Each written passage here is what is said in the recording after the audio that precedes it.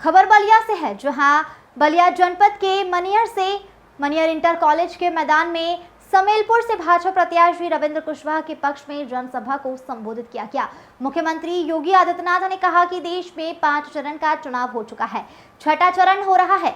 4 जून को जब नतीजे आएंगे तो दिल्ली के सिंहासन पर कोई राम भक्त ही बैठेगा। 400 पार के नारे को सुनकर सपा और कांग्रेस के नेताओं को चक्कर आने लगते हैं, क्योंकि दोनों मिलकर भी 400 सीटें चुनाव नहीं लड़ सकते। लोकसभा चुनाव का नतीजा आने के बाद गठबंधन का बिखराव तय है। उन्होंने कहा कि कश्मीर से लेकर कन्याकुमारी तक, असम के कामरूप से लेकर गुजरात के कच्छ तक सिर्फ एक ही स्वर गूंज रहा है, जो राम को लाए हैं हम उनको लाएंगे। बलिया लोकसभा सीट से भाजपा प्रत्याशी नीरज शेखर के पक्ष में बाबा लक्ष्मण दास दवाला राष्ट्रीय इंटर कॉलेज के मैदान में चुनावी सभा को संबोधित करते हुए मुख्यमंत्री ने कहा कि बलिया पहचान के अभाव में नहीं है, यहाँ के लोग जागरूक हैं। इस देश का 1947 में धर्म के आधार पर विभाजन हो चुका है। मुसलमानों को आरक्षण देने की घोषणा करने वालों को आप उखाड़ फेंके, यही कह के आपके बीच आया हूँ।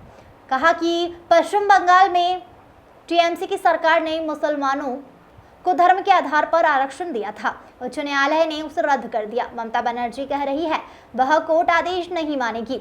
इस तरह से कांग्रेस, सपा, बसपा धर्म के आधार पर मुसलमानों को आरक्षण देने की बात कर रहे हैं। मुख्यमंत्री ने कहा कि 500 वर्ष बाद हमारी सरकार ने अयोध्या के लिए भव्य राम मंदिर बनाया है और रामलला को विराजमान किया है।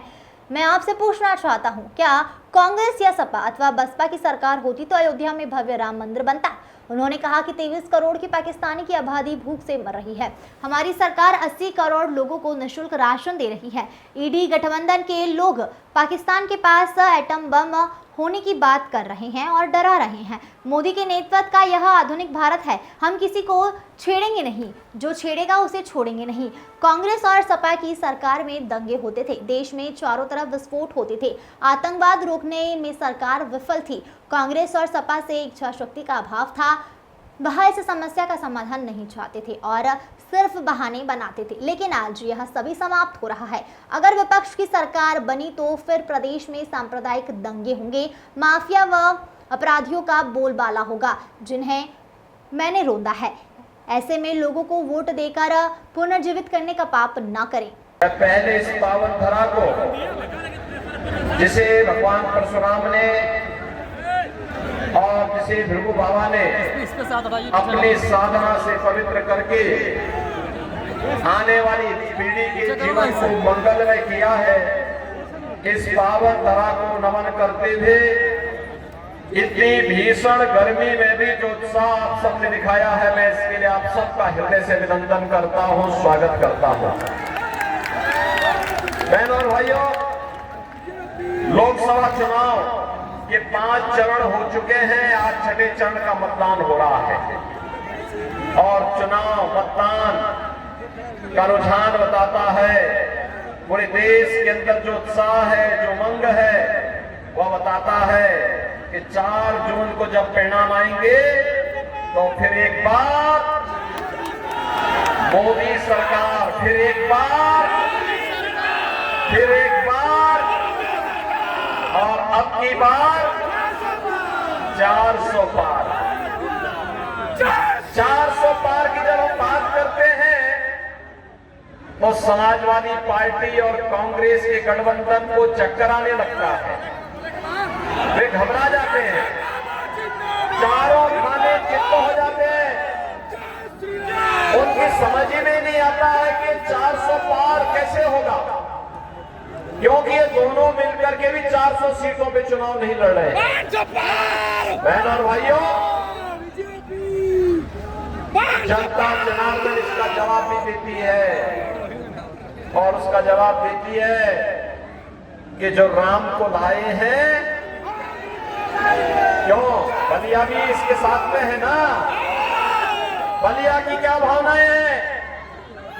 क्या बलिया भी ये चाहता है ना, बांसुरी भी चाहता है ना, ये कि जो राम को लाए हैं हम उनको लाएंगे।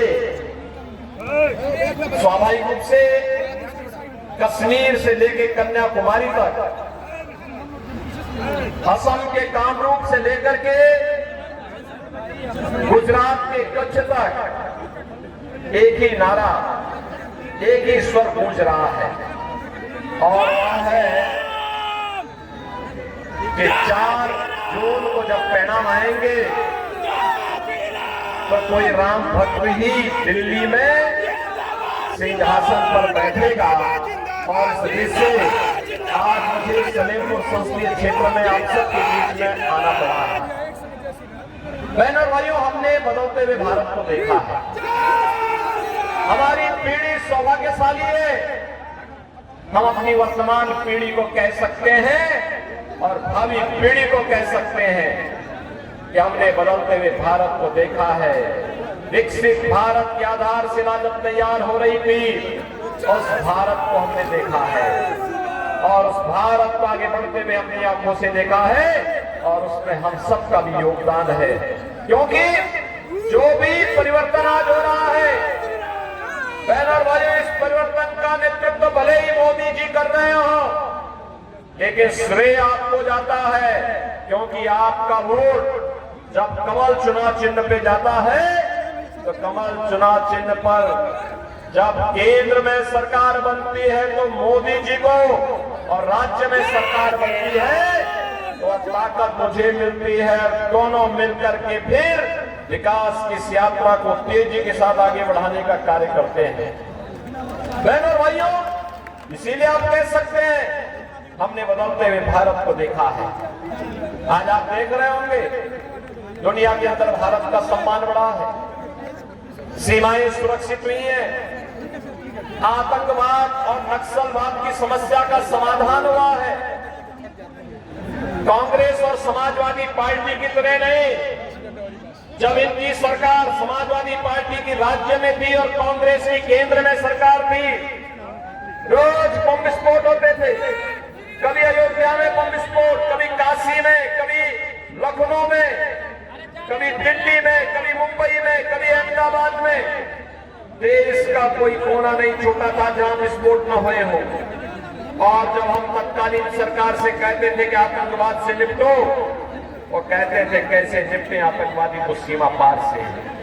बहनों और भाइयों, एक बहाना था। कांग्रेस और समाजवादी पार्टी में इच्छा शक्ति का भाव था, या वोट बैंक की राजनीति के चलते तुष्टीकरण की नीति पर चल करके इनके द्वारा आतंकवाद से निपटने में कोताही बरती जाती थी। आज आपने देखा होगा 10 वर्ष में मोदी जी के नेतृत्व में आतंकवाद को पूरी तरह समाप्त